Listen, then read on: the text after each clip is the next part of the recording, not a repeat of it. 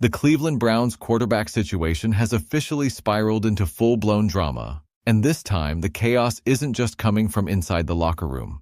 Dillon Gabriel's fiancé just decided to jump into the fire, and what she said about Shedeur Sanders and the Browns organization has the entire NFL world buzzing. We're talking subliminal shots, social media warfare, and a quarterback controversy that's messier than a reality TV show. Buckle up, because this story has more twists than a soap opera, and I'm about to break down every single detail that's got fans, analysts, and even NFL legends picking sides in what might be the most dramatic Browns season in recent memory. Let me set the stage for you. It's been 2 weeks since we've seen rookie quarterback Dillon Gabriel take a snap for the Cleveland Browns. 2 whole weeks. And here's the kicker. Nobody in the Shedeur Sanders fan base is out here looking for Dillon Gabriel like he's some missing person. We're not playing hide-and-seek with your quarterback, Cleveland. He can stay right where he is, planted firmly on that sideline, because let's be brutally honest about something. Dillon Gabriel hasn't exactly set the world on fire with his performance. In fact, calling his play trash might be putting it kindly. We're talking hot garbage-level production. The kind of performance that makes you wonder how he even got the starting job in the first place. Now, here's where this story gets absolutely wild. In one single game, the Browns coaching staff allowed Dillon Gabriel to attempt 52 passes. 52 attempts. Let that number sink in for a moment. That's not just giving a guy a chance. That's practically handing him the keys to the entire offense and saying, drive wherever you want. And what did we get for those 52 attempts?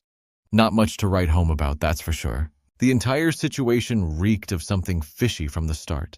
Like there was some backroom deal or experiment happening that the fans weren't privy to.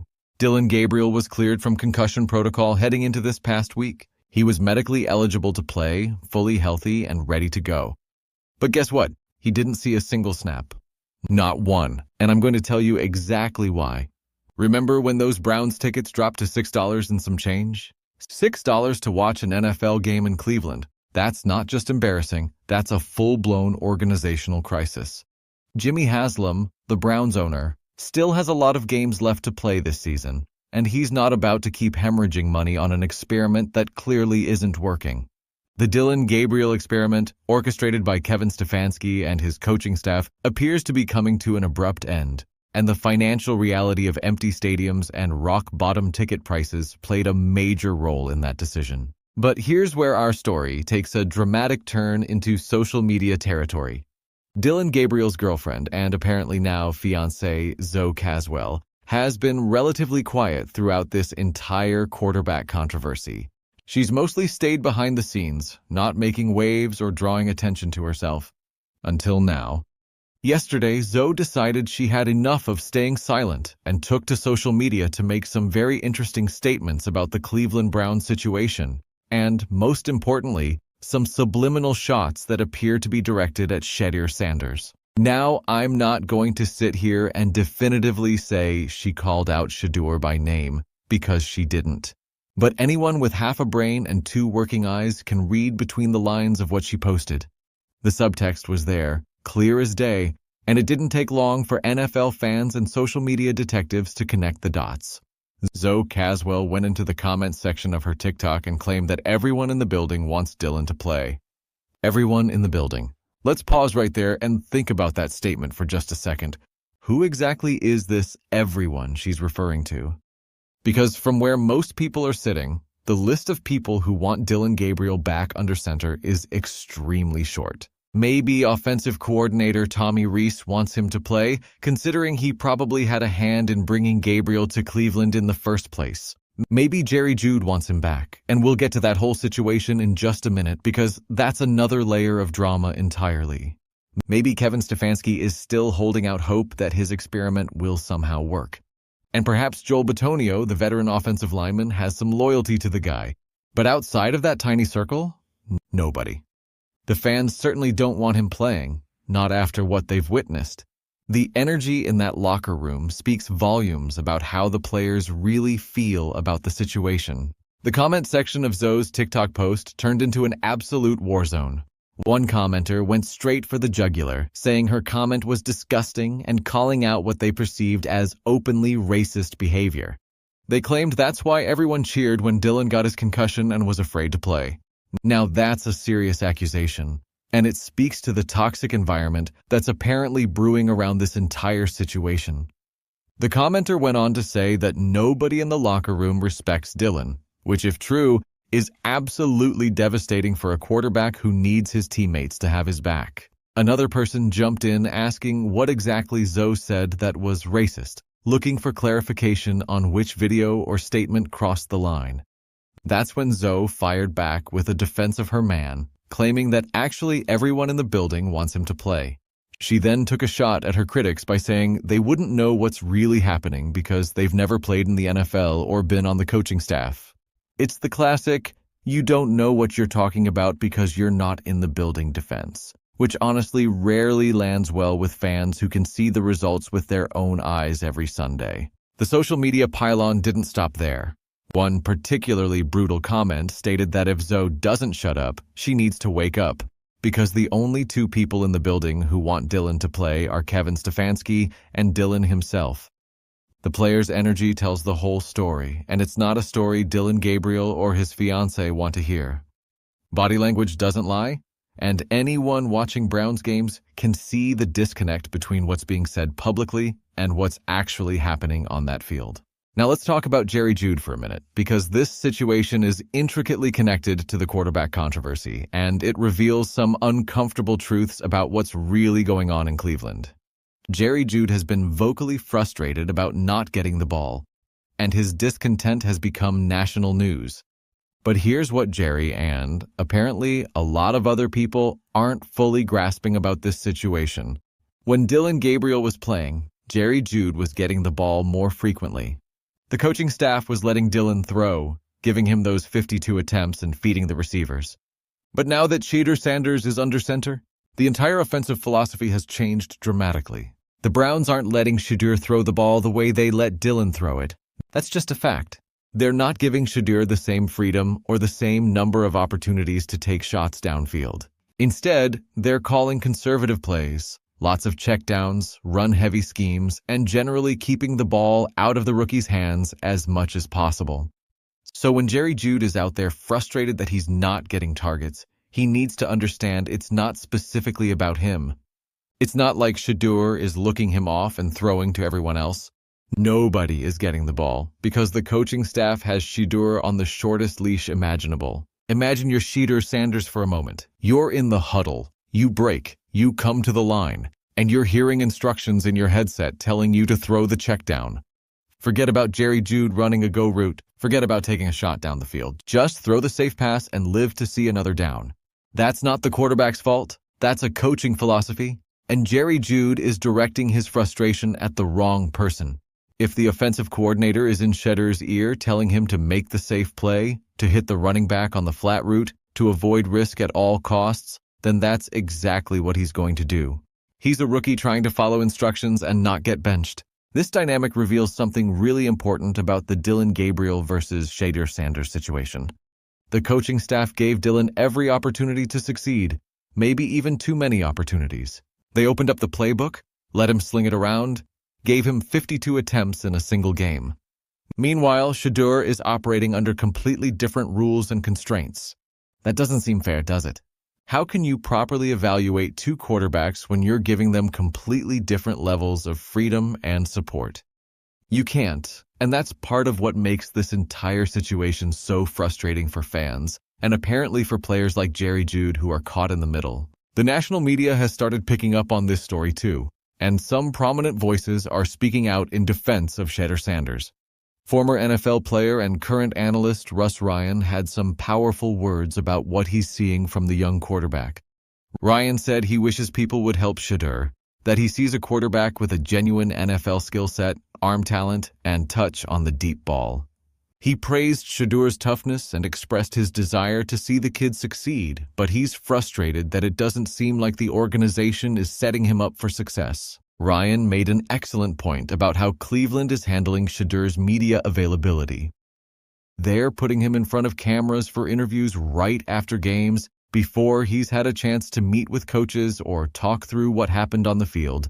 That's setting up a young player to potentially say something he shouldn't, or to come across the wrong way when emotions are running high. Ryan suggested the first thing Shedeur should have said walking off the field is praising the defense, giving credit to his teammates, being the ultimate team player. Instead, Shedeur comes across as talking about I and me in these post-game moments, which doesn't play well even if it's not entirely his fault for being put in that position. Here's the thing though, and Ryan touched on this beautifully. If you've watched Shedeur Sanders in college, if you've listened to his interviews in the NFL, you know exactly who he is as a person and as a player. He's confident, he's got swagger, and yes, there's definitely an element of arrogance there. But he's also humble in his own way and always talks about his faith. That's just who Shedeur is. He's not the stereotypical NFL quarterback who gets up to the podium and gives you the boring coach speak answers. He's different. He's got personality. He's authentic. And you know what? People need to get used to different. Not every quarterback is going to fit the traditional mold, and that doesn't make them bad people or bad teammates. Randy Moss also weighed in on the Shedeur Sanders situation with some real talk that a lot of fans needed to hear. Moss said that people are holding Shedeur to a higher standard because of who he is and what he's accomplished. He came into the league with a big reputation, the son of an NFL legend, having dominated at the college level. He walked in with confidence, throwing up his wrist, showing off the watch, talking about being legendary. That's all cool, Moss said. We can ride with that swagger. But here's the reality check. Now Shedeur has to go out and perform. The talk is great. The confidence is admirable. But at the end of the day, NFL quarterbacks are judged on wins and losses, on statistics and touchdowns, on whether they can lead a team to victory. Even some of the Browns' own players have spoken about the quarterback situation, though obviously they have to be careful about what they say publicly. One special teams player was asked about working with Shedeur and gave a pretty diplomatic answer about how Shedeur has been great in the huddle, good with understanding the situation they're in, motivating guys, and trying to put something together. It was the kind of answer you'd expect from a player who doesn't want to create additional controversy, but also doesn't want to lie about what he's seeing from the rookie quarterback. Here's what multiple analysts and former players are saying, and I think they're absolutely right. Joe Flacco got his opportunity to be properly evaluated when he was with the Browns. He got enough starts and enough playing time to show what he could do. If the Browns are going to be fair, they need to give Shedeur Sanders that same opportunity. They need to actually let him play quarterback instead of handcuffing him with ultra-conservative play calling. Yes, the Browns are not a good team right now. They don't have elite talent across the board. They're missing a true dynamic number one option at receiver or tight end. They're asking a rookie running back and a rookie quarterback to carry the entire franchise. And that's not a recipe for success no matter who your quarterback is. But here's the crucial point. Dillon Gabriel is not the quarterback of the future in Cleveland. Nobody actually believes that. So if you know Gabriel isn't your answer, why waste time with him? Why not spend the rest of the season finding out whether Shedeur Sanders can be the guy? Give him the starts, give him the opportunities, open up the playbook a bit, and see what he can actually do when given a fair chance. That seems very simple and very logical, but apparently it's complicated in Cleveland where nothing is ever straightforward. The Dillon Gabriel experiment appears to have been cursed from the beginning. There are whispers and speculation that this was orchestrated behind the scenes, that certain people in the organization had agendas beyond just winning football games. Whether you believe those conspiracy theories or not, the results speak for themselves. Gabriel got every opportunity, including that absurd 52-attempt game, and it didn't work. The team didn't win, the fans didn't buy in, and ticket prices crashed to historic lows. That's a failed experiment by any measure. What makes this entire situation even more complex is the social media element that Zoe Caswell introduced into the equation. When the girlfriend or fiancé of a player starts taking subliminal shots at another player on the roster, that's adding gasoline to an already raging fire. It suggests there are personal feelings and emotions involved beyond just football. It implies that Dillon and his inner circle feel disrespected or wronged somehow, that they believe he deserves to be playing and that Shedeur doesn't. That kind of drama can poison a locker room if it's not handled properly. The reality is that NFL teams are businesses, and the Browns are making business decisions right now. Those $6 tickets sent a clear message to ownership that fans have lost faith. When you can get into an NFL game for the price of a fast food combo meal, something is seriously wrong with your product. Jimmy Haslam is a businessman first and foremost, and he's not going to continue losing money on an approach that clearly isn't working. That's why Dillon Gabriel is sitting, regardless of what his fiancé claims about everyone in the building wanting him to play. The next few weeks are going to be absolutely crucial for the Cleveland Browns franchise. They have some major decisions to make about their quarterback situation, about Kevin Stefanski's future, about how they're building this roster going forward. Are they committed to finding out if Shedeur Sanders is their franchise quarterback? Or are they going to continue this bizarre rotation and experimentation that's frustrated everyone from fans to players to media members? The answer to that question will tell us a lot about the direction of this organization. For Shedeur Sanders personally, this is a defining moment in his young NFL career. He's facing adversity, dealing with drama, playing for a struggling team with limited weapons and a coaching staff that doesn't seem fully committed to him. How he responds to this challenge will reveal his character and his potential as a franchise quarterback. Does he keep his head down, stay professional, continue working hard, and let his play do the talking? Or does the situation get to him mentally and we see his confidence waver? These are the crucible moments that either forge great quarterbacks or break promising ones. The Jerry Jeudy situation is going to be fascinating to watch unfold as well. Is he going to realize that his frustration is misdirected and that the coaching staff's conservative approach is the real issue? Or is he going to continue being visibly frustrated on the sidelines, creating additional distractions and drama for a team that already has plenty of both? Wide receivers are often emotional players. They want the ball. They need touches to feel involved and productive. But Jeudy has to understand the bigger picture of what's happening in Cleveland right now. As for Dillon Gabriel and Zoe Caswell, they probably need to take a step back and let football handle itself. Social media wars rarely help anyone's cause, especially when you're the one currently sitting on the bench. If Dillon wants to play again, he's going to have to earn it at practice, impress the coaches in meetings, and wait for an opportunity if Shedeur struggles. Having your fiancé out there fighting battles on TikTok isn't going to convince Kevin Stefanski to put you back in the starting lineup. If anything, it might have the opposite effect by making the entire situation seem even more dramatic and complicated than it needs to be. The Browns have turned into must-watch television, and not always for the right reasons. Every week brings new drama, new controversy, new questions about what's happening inside that facility. Fans are frustrated, players are confused, and the coaching staff seems to be making it up as they go along. This is not how a professional football organization is supposed to operate. And yet here we are, talking about TikTok comments and subliminal shots and quarterback controversies that seem more suited for reality TV than the National Football League. What we need to see from Cleveland moving forward is clarity and consistency. Pick your quarterback, commit to him, give him the tools and support to succeed, and evaluate him fairly over a meaningful sample size. Whether that's Shedeur Sanders or someone else, the constant changes and mixed messages aren't helping anyone. The players deserve better, the fans deserve better, and frankly, even Dillon Gabriel deserves better than being caught in the middle of whatever organizational dysfunction is happening in Cleveland right now. This story is far from over. There are still games to be played, decisions to be made, and undoubtedly more drama to unfold. The Dillon Gabriel and Shedeur Sanders quarterback controversy has become one of the most fascinating storylines in the entire NFL. And with fiancés now getting involved on social media, things are only going to get more interesting from here.